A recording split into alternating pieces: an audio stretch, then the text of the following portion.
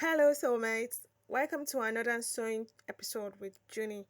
And today's video is the making of a short with combat pocket, zip fly, and elastic waist at the back.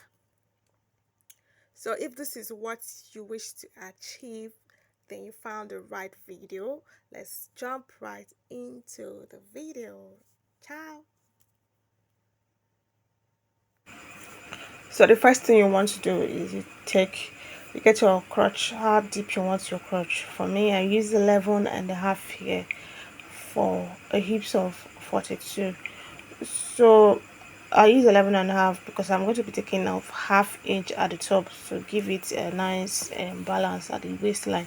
And then we're going to be taking the crotch extension. I use 3 inches for the crotch extension. That point I mark outwards is 3 inches. Now I'm going to be taking the hips measurement from that crotch line that I just marked, and the hips for this I said is 42, and 42 is supposed to be 10 and a half.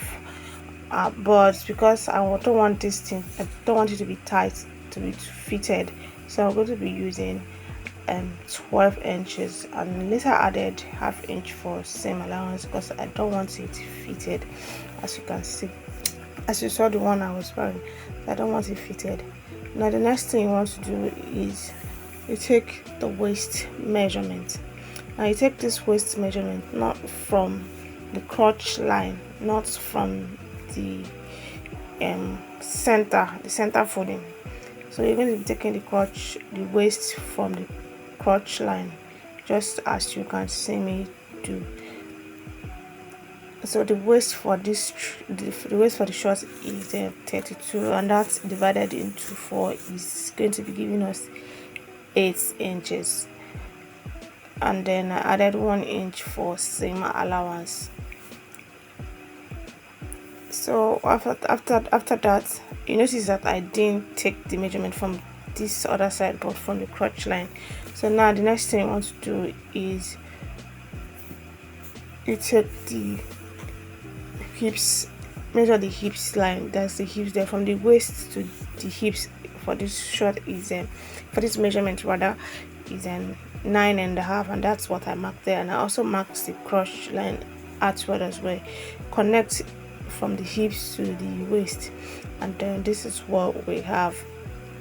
Now the next thing we want to do now is take the length of the short, and to take the length you're going to be measuring from the crotch line to where you want it. For this short, I make use of 6.5 inch from the crotch line. So I'm going to be dropping a video on how to take a proper measurement for when you're making a trouser or a short. So for me, for this short is 6.5, and then I added 2 inch for hemming. So now that's that for the length. Go ahead and mark it on the other side as well. Okay, after that, now I want to determine where the lapse is. Now to do that, to get the lapse point, you're going to be measuring from the crotch line. 3 inches down the crotch line is where the lapse is. So I measured 3 inches down, and that is our lapse. Now the next thing you want to do now is you want to determine the crease line. The crease line is that middle line when you're ironing your trouser. That line is a crease line. And to get this line, you're going to be dividing what you have from the crotch extension to the hips line by 2, and that gives us the crease line. And then now to take your lapse measurement, to input your lapse measurement, you're going to divide your lapse into 4, then divide into 2. Then whatever you have, you divide it on both sides of that crease line. So that's what I did here, and I have that measurement taken. Now the next thing you want to do is determine how wide you want the shorts to be. For me here, I used 22 inches.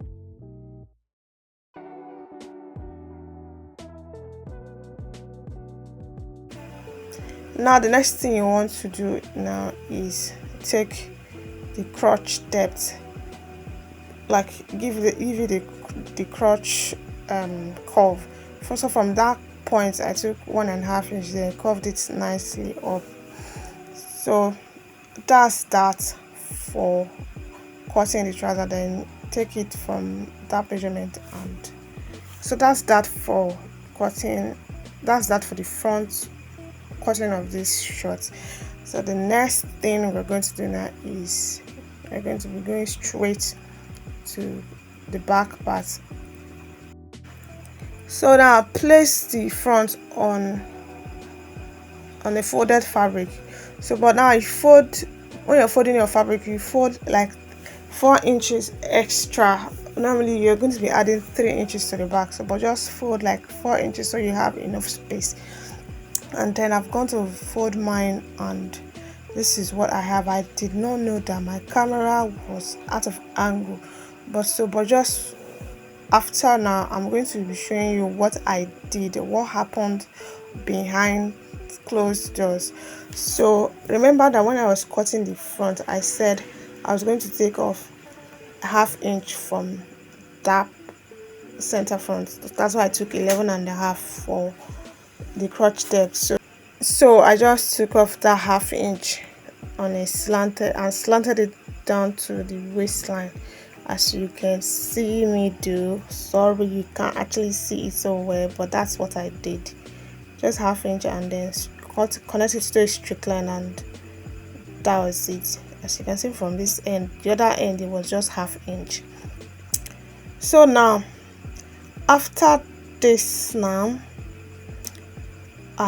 so it was at this point that it pained me that my camera was out of angle, but I'm going to be fast forwarding this part so that I'll show you what happened behind closed doors or behind camera. So this is what happened at the back. Remember I told you that you have to add extra 4 inch to the back pattern when you're folding it. So now from that waistline, now I added 1.5 inch to the back parts, and then 1.5 inch I've added there, and then on the extension I added 1.5. I swear I don't want it too much. I just added 1.5 inch. This 1.5 inch is plus same allowance, and I'm going to be adding elastic to the back as well. Now on the crotch, on the back crotch, I took 3 inches from the front crotch. I added extra 3 inches, so that's the reason why you should add more allowance at the back. And then at that point I added 2.5 at the mouth of the short. I added 2.5, and then you curve it, take it to a slit, curve it nicely, and then from that crotch, the back crotch, you slant it back to the waistline. I hope you really understand what happened there. So now we're moving forward. So that's all that happens at the back part of the trouser. Now the next thing, now you want to cut the pocket. And to cut the pocket length is 13 inches by 6.5. Anyhow, depending on how wide you want it. So then give it that nice pocket and curve, and then you cut. Now the next thing we want to do is mark the pocket placement, where we want the pocket to be. For me here, I use 6 and 7 inches on the, from that point is 7 inches. That point I'm marking now is 7 inches, and then on the waist I did 2.5. You can use 3 inches depending on how wide you want the pocket. So, but I used 2.5 there. Now the next thing you want to do now is you place your trouser on the pocket so that you can really have the same shape on the shorts, the same shape that you have on the shorts, as the same so that you have the same shape on the pocket as well. Mark it on the pocket, mark the pocket opening on the pocket as well, and then we're going to be ironing this to the wrong side. You're going to be ironing that 2.5 inch mark and that 7 inches. You're just going to be ironing, folding it like this, just like yes, you see me do. And then I've ironed on the two sides of the pocket, and this trouser short. It's time to fix the pocket now. Don't forget to mark the front, and don't forget to mark the back so that you don't make mistake. Mark the back. As you can see, I marked the back on the pocket, I marked the back on the shorts. Now you pick the one piece of the pocket and you pick one piece of the shorts, front to front, like front of the pocket to the front of the short piece, front to front, front to front, don't make mistake. So you're going to be sewing on that line that we ironed, but not directly on the line, just a little bit away from the line, so that this is going to help you to balance well on the inside. So I've gone to stitch mine, and I'm showing you here that I did not stitch on that line that we ironed, but I moved away a little. So that's it, as you can see here. So now you want to flip it inside, but before you do so, please notch that place where the sewing stops. Just give it a slight notch, then turn it inside and iron. You know you can't do it at ironing while sewing, right? So you have to iron for a very perfect and sweet finishing. So I've ironed now, and we're going to be top stitching on that pocket. That top stitch you always see. Yes, I've top stitched on this one, and I've already done the same thing on the other side. Now it's time to close the pocket. You remember we took 2.5 inch from the other side, so we're going to be replacing that 2.5 inch. You see, so you're going to be taking away 2.5 inch and replacing it on that point just nicely. You see that the pocket is already coming out nice and sweet. I'm going to be doing it again so you don't make mistake. Just that 2.5 inch mark, just place it there nicely. My camera keeps going out of angle. So when you have done that, you're going to be top stitching the top part, and then stitch that place as well. Yes, just in a slight stitch. So I've stitched on mine now, and this is what I have. So this is what it looks like. See, it's already given. So now the next thing you want to do, if you want, you can just run a stitch on top like that, but I don't want to. I want my own to be like that. So I'm going to put my hand inside and bring out the pocket. Then we're going to be sewing on top. Now this gives it a very clean finishing on the inside. So I've stitched it on the inside, and I'm going to be turning it back, but then I want to trim off the excess so that it relaxes nicely on the inside. So this is what we have, and yeah, so when I was done, I ironed it nicely, and our pocket is ready. You see how clean it is on the inside. So that's that for the pocket. Okay, so now it's time to fix the fly zip. Now to do that, from the waist you're going to be coming down by 6.5. 6.5 is okay, it's enough opening for the zip. Also, now from that point you're going to be stitching about 1/2 inch from that point to somewhere around that point. Don't sew it completely because you're going to be using it to close up the short completely. So I've gone to stitch mine, and this is what I have. You see, I left that place, I didn't stitch it completely. You can double stitch that place so it doesn't loosen up. Now, so I've cut the two flaps for the zip, the two flaps for the two sides of the zip. One I cut on them to unfold 2.5 on a length of 8 inches. Remember that the zip opening is 6.5, so I added extra 1.5 inches to the length of the flap. That's what that said. Then on one side I added interface, I added hairstay, and then I did not add to the other side. The fabric is thick, it has strength, so I didn't bother to add on that side. That side that I did not add is going to be used as the cover, the part that protects the zip from touching the skin. So now we're going to be fixing the zip So this is zip I'm fixing to this shirt. It's just normal zip. And so this is how you fix the zip.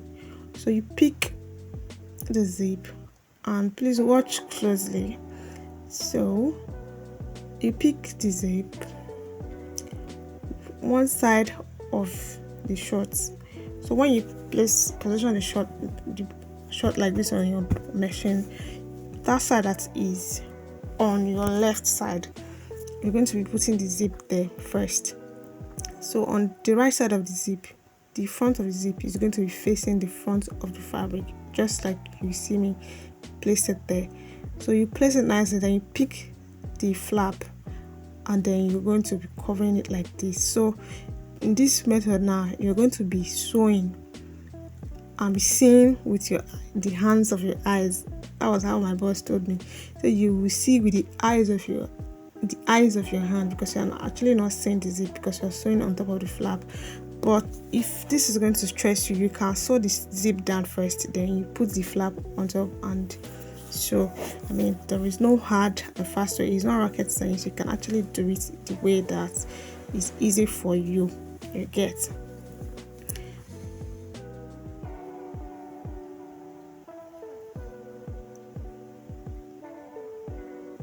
So I'm done stitching the zip, sorry, and this is what you have. So you see that thing I was saying, that's what protects the zip from touching your skin down there. So that's the zip protector, so to say. Now it's time to fix the other side of the flap to the other side of the shorts. Now what you do now is, from the right side, you're just going to be placing this flap on. You're just going to be placing this flap like this, and then you're going to be stitching with the same allowance you used to fix the zip on that other side as well. Just like as I'm showing you here, just stitch it like this. I've done stitching the flap to the shorts, and this is what I have. So you're going to be flipping it inside, and don't forget to notch, please. Flip it inside and iron it. So I've done ironing it, and this is what it looks like. As you can see that the zip is already taking shape. Now the next thing you want to do now is pick the flap, pick the other side of the zip, then place it nicely like this. I hope you actually see what I did. Like, pick one side of the zip, pick the flap on the right side, and then you're going to be stitching like this. It's not really very hard. So I've done stitching the zip to the other side of the flap, and this is what I have. So the next thing you want to do now is to run a top stitch on the zip, just like as you can see me illustrating with my hand. So you're just going to be running a top stitch like this. You know that top stitch you see on zip, on trouser zip. So then you give it a very nice curve at that end, and that will be all for fixing a zip fly to a shirt or a trouser. So I was done top stitching it, and voila, the zip is ready. So that's all for fixing the zip fly. If you've watched to this point, thank you for watching, and please don't forget to subscribe to this channel so you get notified when I post more sewing videos. And then don't forget to give us a like and drop a comment if you have any. Now it's time to attach the back panel to the front panel. Just place it over like this and then run a stitch on it, also on your seam allowances. So I've done that, and then so here I'm saying that I'm going to be adding a combat pocket to this short. Remember, there was a combat on the short I showed you at the beginning, so I've added the pocket, but the sewing tutorial on how to fix the combat pocket is already on the channel, so you can just go check it out. So now moving forward, now is to close everywhere. Join the back crotch back crotch together, and don't forget, I already hemmed the down part of the short before attaching the combat pocket, so that's why that part is not captured here.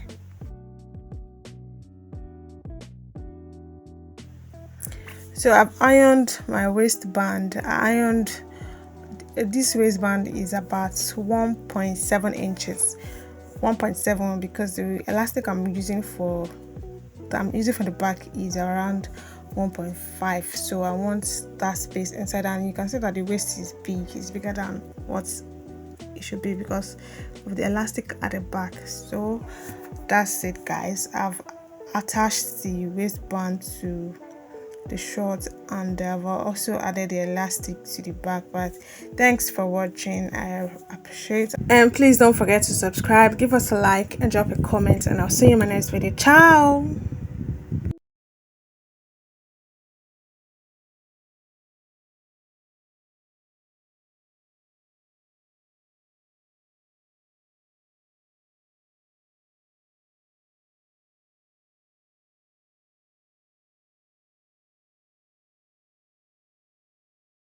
And please don't forget to subscribe. Ciao.